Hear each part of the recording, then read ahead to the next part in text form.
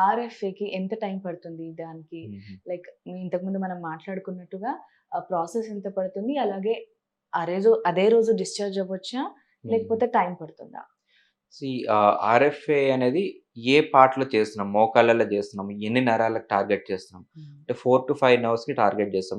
ఒక్కొక్క నర్వ్ దగ్గర at least 5 minutes పడుతుంది. హ్మ్. సో, టోటల్‌గా ఓవరాల్‌గా చూసుకుంటే ఒక 1 అవర్ వరకు డ్యూరేషన్ పడుతుంది. ఒక్క ఓకే. జాయింట్‌కి హ్మ్. చేయడానికి. సో, ఇదంతా లోకల్ అనస్థీషియాలో చేసుకోవచ్చు. లేదు తట్టుకోలేరు అంటే స్పైనల్ అనస్థీషియా కూడా ఇవ్వచ్చు. ఓకే. అంటే మన నడుము నుంచి కాళ్ళ వరకు మొద్దుబారే ఇంజెక్షన్ లాగా ఉంటుంది. వెన్నపూసలో ఇచ్చేది.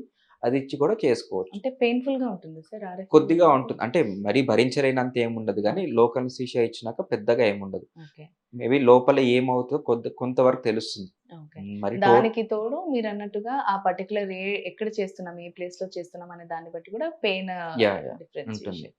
అండ్ సేమ్ డే డిశ్చార్జ్ ఉంటుంది. ఓకే. ఒక 1 అవర్ అబ్జర్వేషన్ అయ్యాక సేమ్ డేనే ఇంటికి కూడా పంపించేసుకోవచ్చు. Okay sir. హ్మ్. మరి ఈ ట్రీట్మెంట్ థెరపీ ఏదైతే ఉందో అదయ్యాక తీసుకోవాల్సిన ప్రికాషన్స్ ఏంటి సార్? హ్మ్.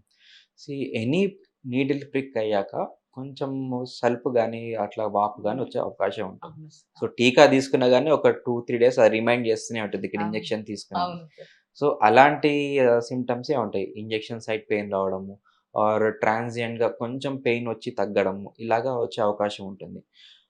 సో, దానికి కావాల్సిన జాగ్రత్త ఎలాగంటే కొంచెం ఐస్ పెట్టుకోవడం. మోకాళ్ళ చుట్టూ కొంచెం ఐస్ అది అప్లై చేస్తే ఆ వాపు గాని, పెయిన్ రాకుండా ఉంటుంది. Okay. And over the counter లభించే పెయిన్ కిల్లర్స్ లైక్ మనకి రెగ్యులర్‌గా కనిపించే పెయిన్ కిల్లర్స్ పారాసిటమాల్ అవేసుకుంటే ఈ నొప్పులు కూడా రాకుండా చాలా హ్యాపీగా ఉంటాయి. సో, రికవరీ కూడా మనకి ఒక 4-5 డేస్‌లో దాని రిజల్ట్ అనేది మనకు స్టార్ట్ అవుతుంది.